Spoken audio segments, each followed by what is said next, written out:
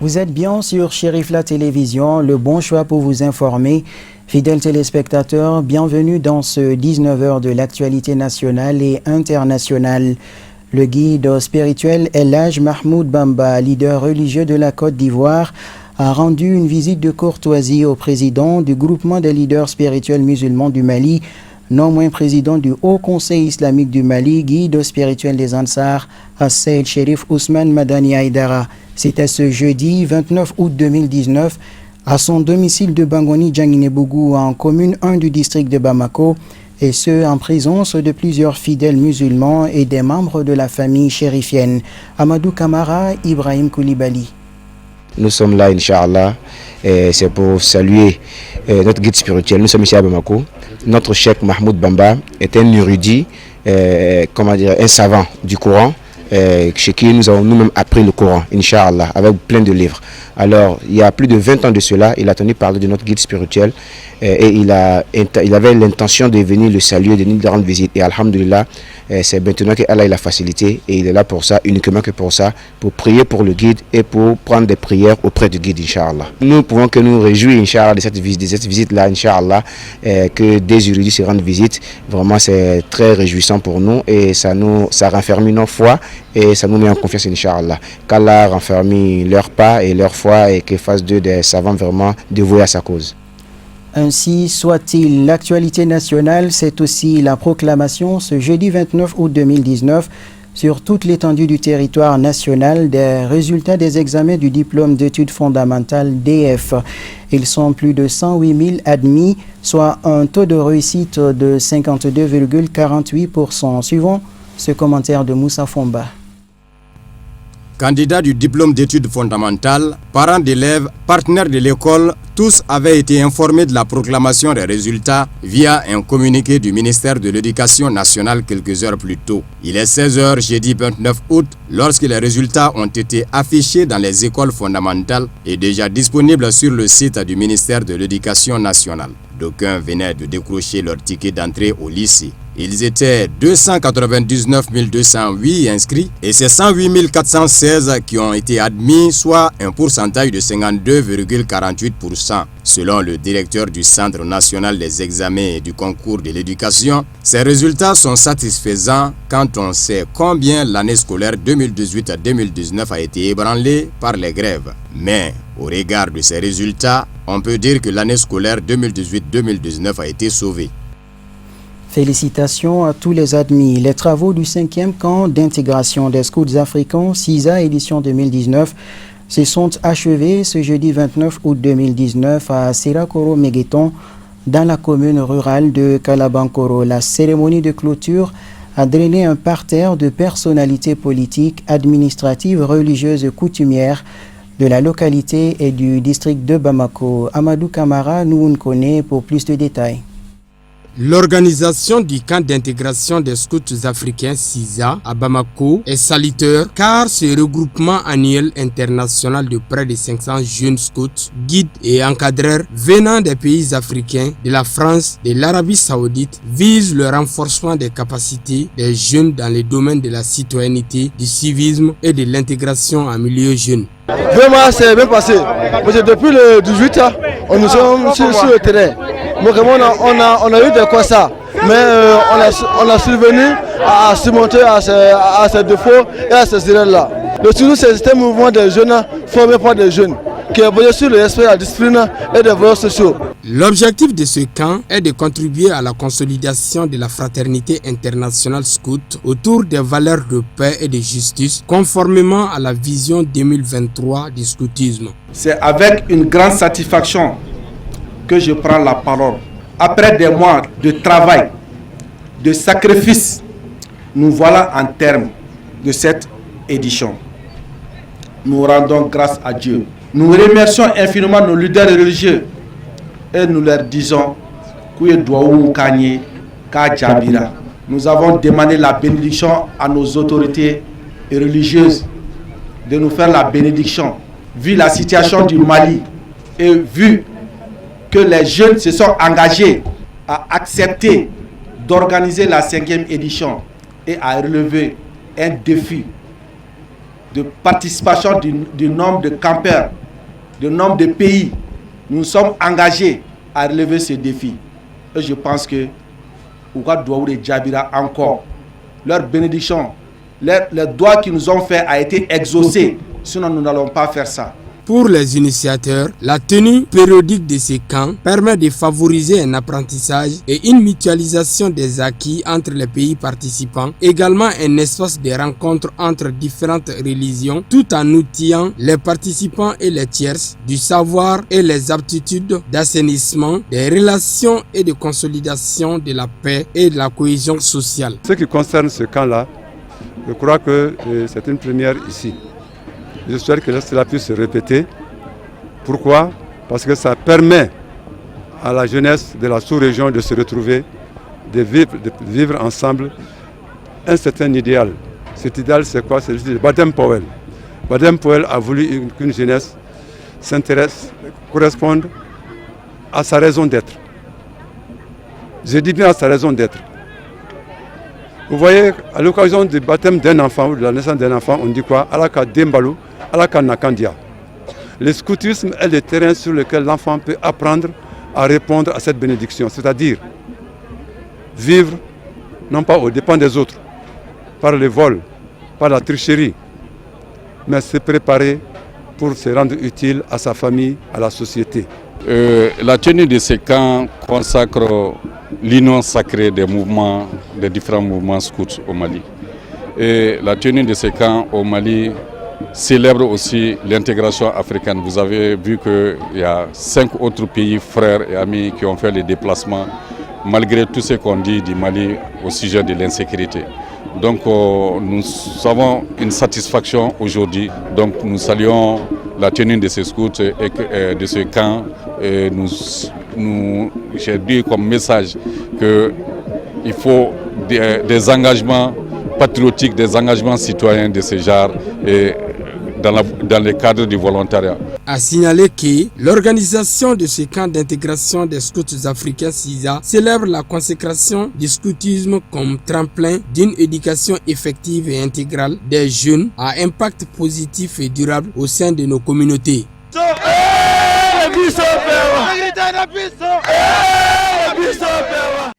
Vivement la prochaine édition. L'actualité environnementale de ce journal à présent. La Fédération nationale des exploitants forestiers du Mali, fidèle à ses engagements de contribuer au développement durable de l'environnement, a organisé ce jeudi 29 août une journée de reboisement à Sandama, commune rurale de Sobra, cercle de Kati. Cet événement de grande envergure a vu la participation de la Direction nationale des eaux et forêts, les responsables de la Fédération nationale des exploitants forestiers du Mali, ainsi que les autorités administratives et communales de Sobra. Nos envoyés spéciaux, Samaïra Sanogo, Draman Mali. Plus de 2 hectares pour plus de 1500 plants à Sandama, village relevant de la commune rurale de Sobra. C'est l'apport de la Fédération nationale des exploitants forestiers du Mali au développement durable de l'environnement. Il y a beaucoup de gens qui pensent que les exploitants ce sont des malfaiteurs. Au contraire, les exploitants ce sont des bienfaiteurs. Ça veut dire qu'il y a beaucoup aussi qui pensent que l'exploitation elle est interdite au Mali, alors que l'exploitation elle n'est pas interdite au Mali, mais elle est réglementée. Il faut savoir faire l'exploitation. Il y a la loi 10/028 du 12 juillet 2010 qui a bien déterminé l'exploitation de la forêt. Donc c'est pour cela que nous sommes l'exploitant aujourd'hui. Si la forêt est détruite, la première personne touchée, c'est nous les exploitants forestiers du Mali. Les ressources forestières et fauniques du Mali font aujourd'hui l'objet d'importantes agressions de toute nature. Face à cette pression qui occasionne la dégradation inquiétante des massifs forestiers aménagés, la Direction nationale des eaux et forêts s'engage à soutenir les efforts de la Fédération nationale des exploitants forestiers du Mali. Cette initiative est très bonne. Parce que le reboisement est une activité qu'on doit faire partout où la couverture végétale est dégradée et où vraiment le sol se prête à la plantation. Parce qu'il y a des sols dénudés qui ne se prêtent pas à la plantation.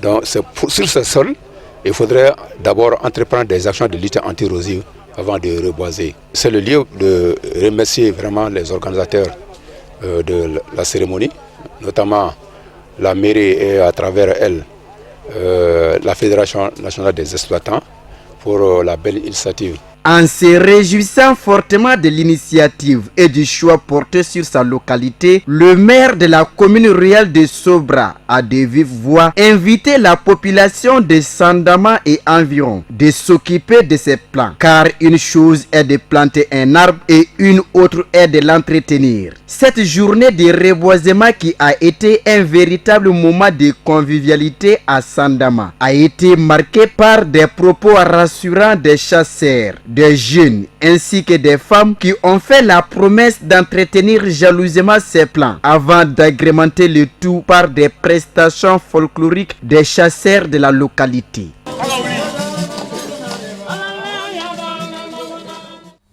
Parlons pèlerinage à présent. Le troisième et dernier convoi de l'agence Sherifla Voyage est arrivé ce jeudi 29 août en provenance de l'Arabie Saoudite, lieu son du pèlerinage. Ils sont 104 pèlerins à regagner Bamako après avoir accompli les rites du 5e pilier de l'islam. Sadio Sidibé, Abdoulaye Sogodogo. Ils sont 104 pèlerins, femmes et hommes, à regagner Bamako ce lundi peu avant 19h06 temps universel à bord du Boeing MS 3174 d'Égyptaire après avoir effectué le 5e pilier de l'islam en terre sainte de l'Arabie Saoudite. Rien n'a été laissé au hasard concernant la prise en charge des pèlerins selon les guides de l'agence Sherifla Voyage. Ils sont tous arrivés sains et saufs. Le Hajj s'est très bien passé. Les 22, les 24, les 20 juillet du mois passé, du mois de juillet, nous avons quitté Bamako pour l'Arabie Saoudite. Et le séjour a été très bien. Et tous les pèlerins sont bien arrivés à Bamako. Pour les pèlerins de l'agence Sherifla se portent très bien. Je commence d'abord par rendre grâce à Allah subhanahu wa ta'ala qui nous a en tout cas permis cette année de rentrer à la Mecque saine et sauve. Et en ce qui concerne le pèlerinage de cette année 2019, je peux dire que ça a été en tout cas un pèlerinage bien cadré dans l'agence Sherifla. En tout cas, nous sommes partis avec plus de 500 et quelques pèlerins. Moi qui envoie en tout cas les images depuis Maka au Mali. En tout cas, on peut dire que vraiment c'est une satisfaction vraiment de pouvoir accomplir en tout cas avec ces pèlerins-là dans la joie, dans la santé. Ce soir, la délégation était composée de 104 pèlerins. Les pèlerins ont fait part de leur satisfaction quant à la bonne organisation de ce pèlerinage, tout en louant les multiples efforts du guide spirituel des Ansars pour le rayonnement de l'islam. S'agissant du séjour saoudien, aucune difficulté n'est à signaler car, disent-ils, l'agence Sherifla Voyage a bien su répondre à leurs attentes. Les pèlerins ont pu accomplir le 5e pilier de l'islam en visitant tous les lieux saints de la Mecque grâce au professionnalisme des guides de l'agence Sherifla Voyage. Nous sommes bien arrivés, louange à Dieu, le Tout-Puissant qui nous a facilité le trajet de la Mecque jusqu'à ici à Bamako. Tout s'est bien passé dans de meilleures conditions. Mes derniers mots, c'est de souhaiter aux autres musulmans d'avoir la chance d'aller accomplir leur devoir spirituel. On a orienté les pèlerins dans les lieux saints. Ça n'a pas été quand même une chose facile, mais par la grâce d'Allah, nous avons quand même pu, en tout cas, nous rendre ensemble avec les pèlerins pour visiter ces lieux saints. Je ne saurais terminer sans en tout cas remercier Hached Cherif Ousmane Madan Haïdara, vraiment qui n'a ménagé aucun effort pour la réussite en tout cas de ce pèlerinage de cette année, comme il a été de coutume chaque année. Après l'aéroport international Bamako-Sinou, les pèlerins ont été escortés jusqu'à la maison du Hajj pour y retrouver les siens.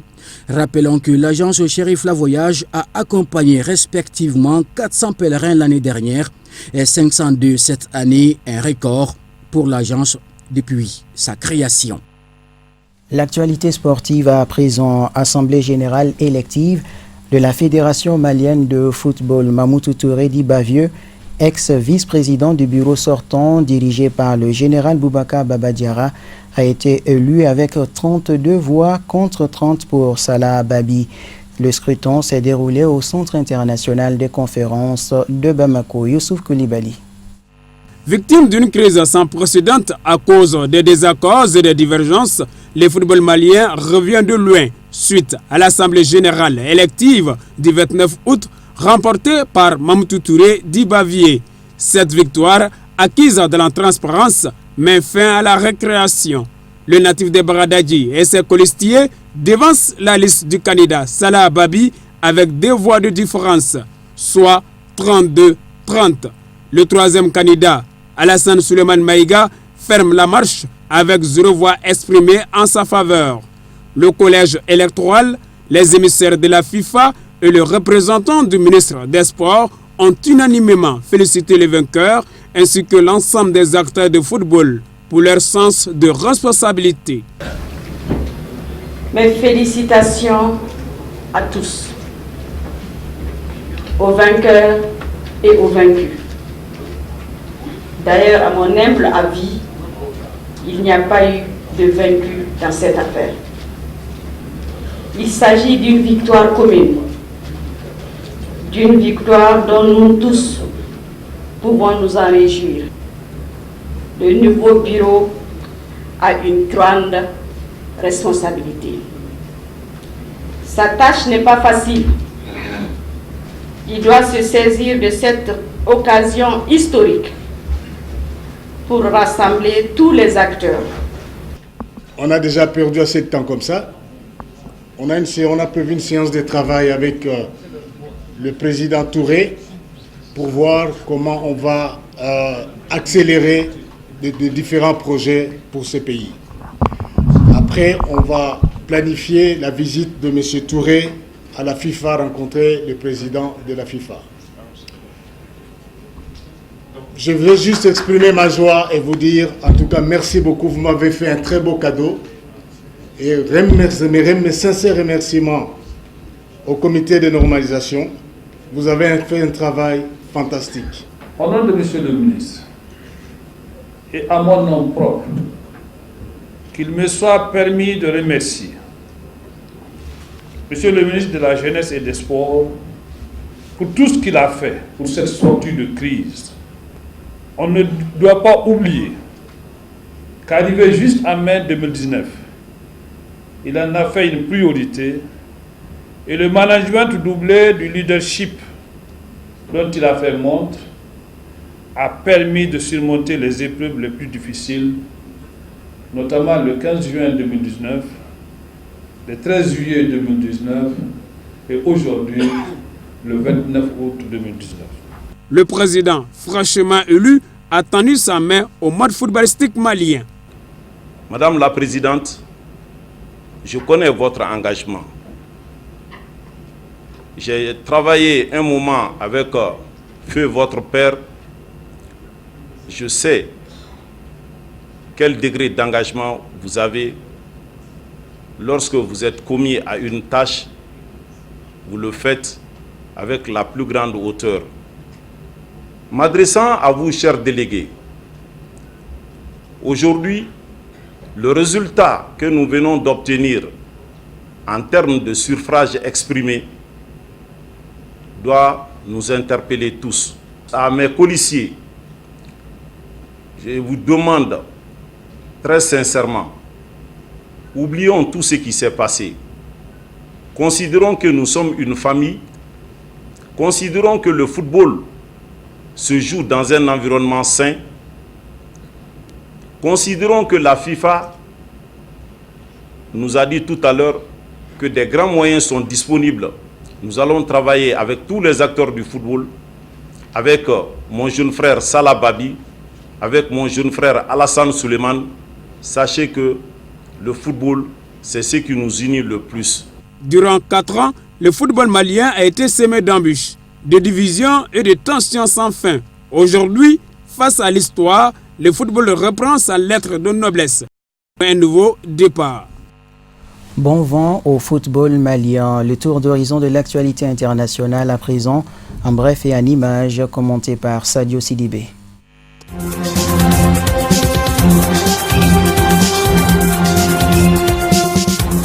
Dans un pays en proie à une longue crise politique, le président José Mario Vaz a annoncé jeudi 29 août qu'il briguerait un second mandat à la présidentielle du 24 novembre en tant qu'indépendant.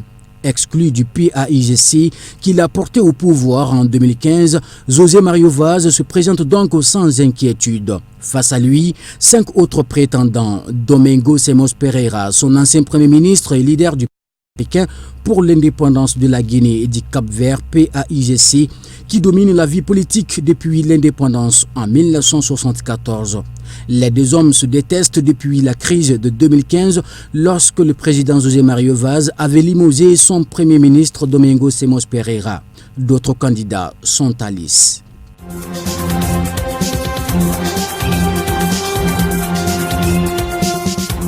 Le Parti démocratique de Côte d'Ivoire, PDCI, principal mouvement d'opposition, a annoncé jeudi qu'il refusait de siéger à la nouvelle commission électorale indépendante CEI censée organiser la présidentielle de 2020.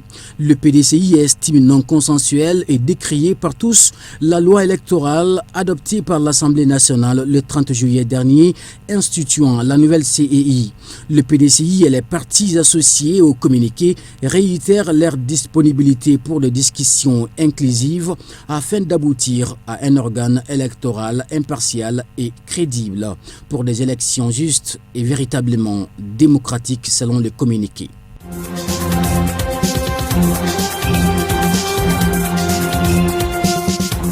L'actualité au Cameroun avec la rentrée scolaire qui est fixée au 2 septembre prochain. L'incertitude demeure sur sa tenue dans les régions anglophones du pays en proie à une crise séparatiste violente. Alors que les écoliers sont particulièrement visés, le gouvernement tente de rassurer sur une question qui divise l'opinion avec la condamnation à vie des leaders sécessionnistes le 20 août dernier par le tribunal militaire de Yaoundé. Les espoirs d'un éventuel retour à l'école dans les zones anglophones s'ennuient. En effet, en réponse à cette décision de la justice camerounaise, les séparatistes armés ont lancé un appel de 3 semaines aux opérations ville morte dans les 2 régions anglophones du Cameroun dans le but de perturber toute activité dans les zones sous leur influence, y compris la rentrée scolaire qui s'annonce.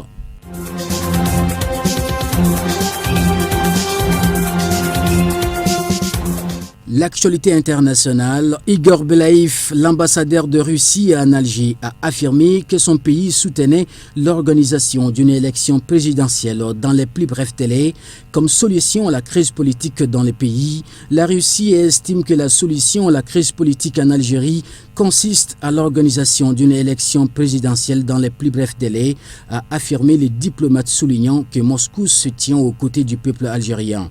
C'est à lui seul de décider de son sort et nous refusons catégoriquement toute ingérence étrangère dans les affaires internes de l'Algérie, a-t-il précisé.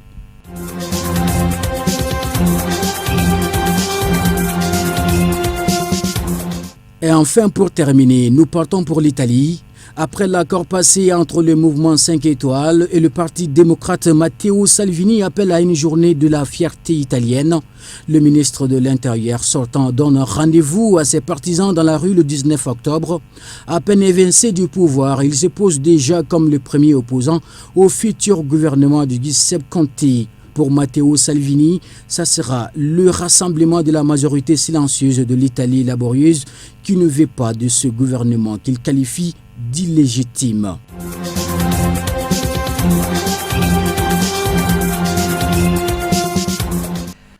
Un communiqué avant de refermer ce journal. La société malienne de gestion de l'eau potable Somagep SA porte à la connaissance des usagers de l'eau potable à Bamako et environ qu'il lui est revenu que des individus indélicats prennent de l'argent avec de paisibles citoyens sous prétexte de leur faciliter l'accès au robinet dans le cadre de l'opération des branchements sociaux. La Somagep SA décline toute responsabilité dans cette affaire et informe les populations de Bamako et environ qu'elle n'a mandaté aucune personne physique ou morale pour la collecte et le paiement des dossiers de branchements sociaux.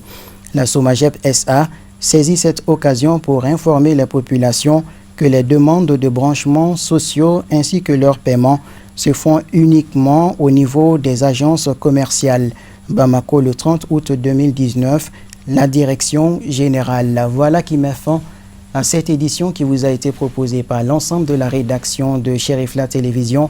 La version Bamanakan de ce journal, c'est à 21h avec Mamadou Ben Cherif Soumano. Bonne suite de programmes sur Cherifla Télévision et à demain.